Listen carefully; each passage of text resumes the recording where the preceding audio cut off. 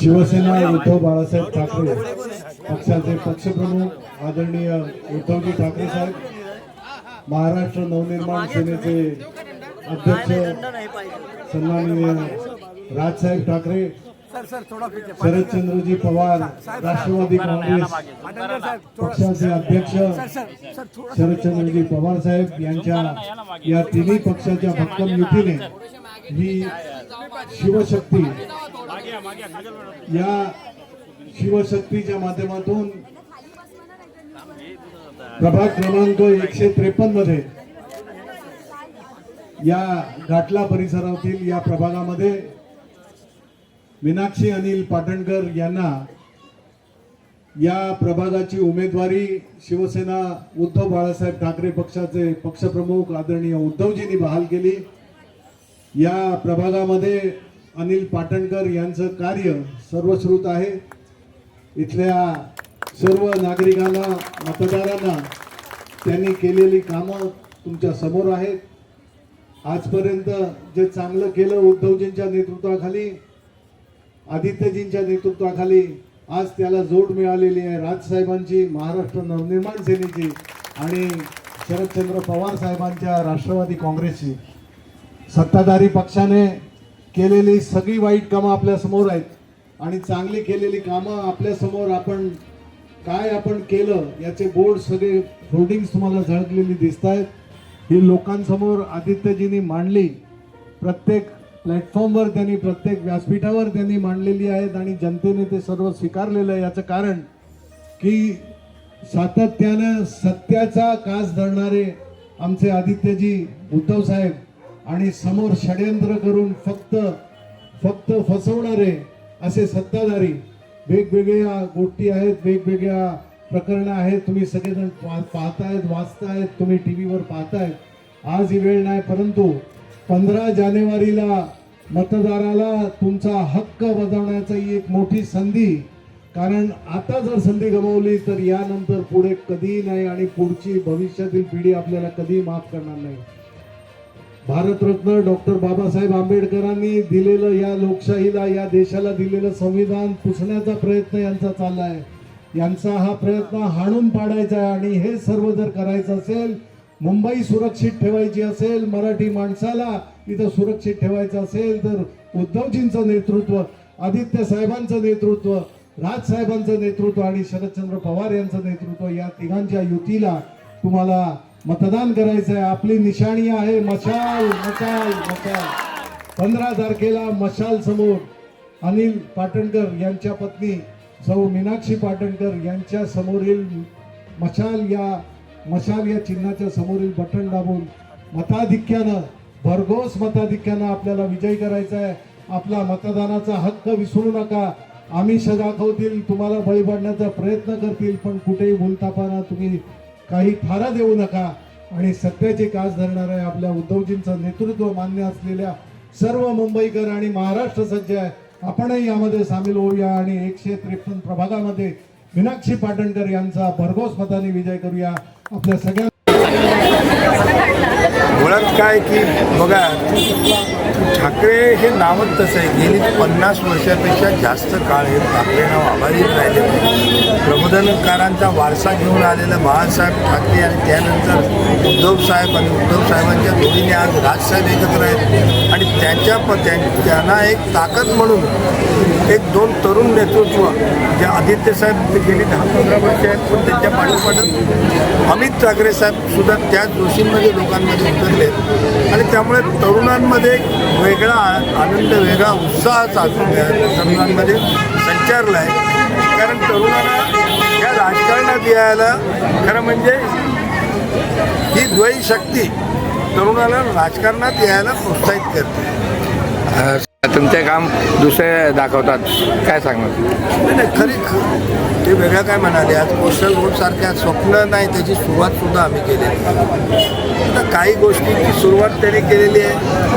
छत्रपती शिवाजी महाराजांचं स्मारक जे होणार होतं, पूजन झालं आहे माननीय पंतप्रधानांच्या हस्ते, पण त्याला काही मार्गच नाही. ते आज तुम्ही बघताय कशा परिस्थिती, म्हणजे त्याची सुरुवातच झाली नाही. अशी अनेक कामं आहेत जी कामं फक्त राजकारणापुरती सुरू केलेली आहेत. आज छत्रपती एक वेळ विधानसभेच्या निवडणुका होत्या, छत्रपतीचा वारसा आणि विकासाचं नाव त्यांनी घेतलं होतं. आज महाराज कुठेच नाहीत.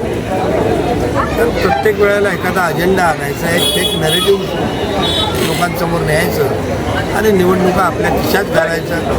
आणि तीच परिस्थिती आज बघा, केंद्रात असलेलं सरकार महाराष्ट्रात सरकार आहे आणि त्यांना एवढी घाई झाली की प्रत्येक महापालिका आणि जास्त करून मुंबई महानगरपालिकेवर त्यांचा डोळा आहे की कशा प्रकारे मुंबई महापालिका हातात घ्यायची. आणि जी मागच्या 4 वर्षात जर बघितलं मुंबई महापालिकेचं कामकाज, तर मला वाटत नाही की याच्यातून मुंबईचा विकास साधला जाईल. मुंबईची अधोगती आहे.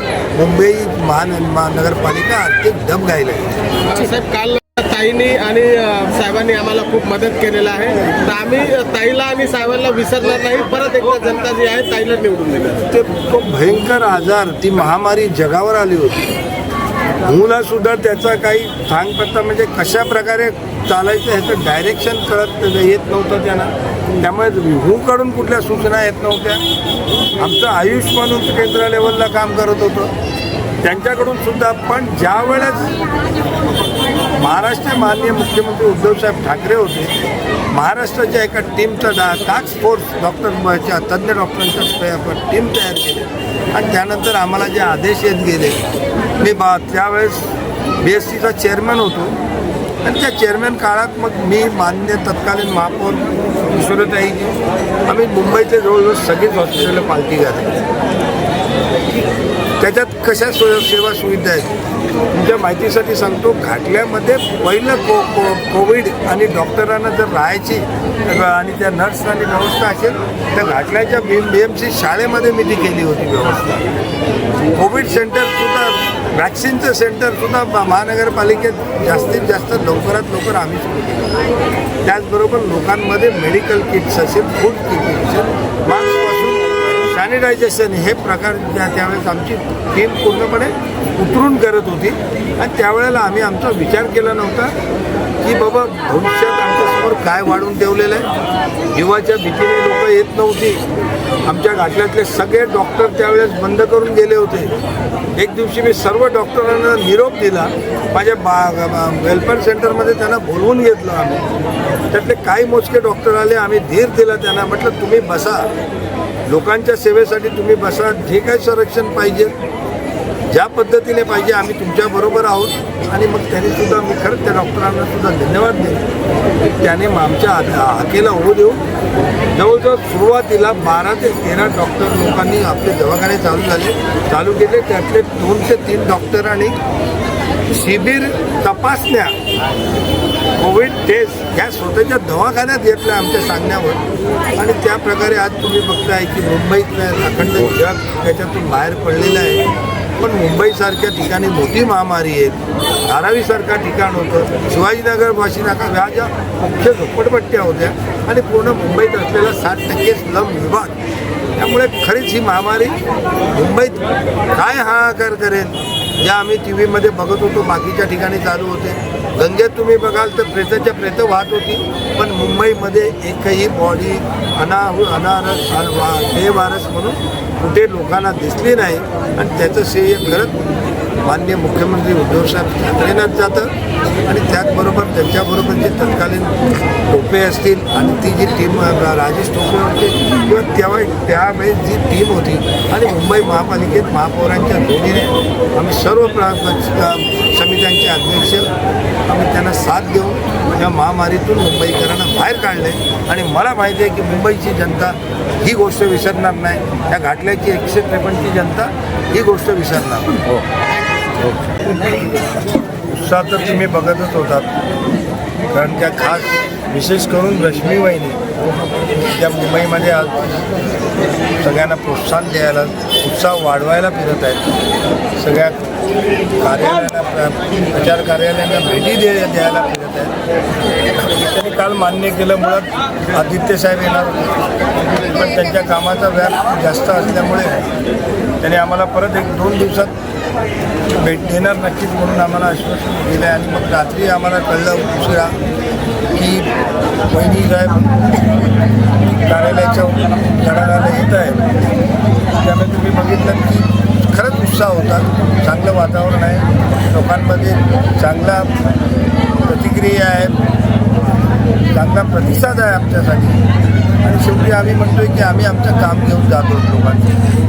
आता लोकांनी ठरवायचं आहे की कामाला न्याय द्यायचा का दामाला न्याय द्यायचा.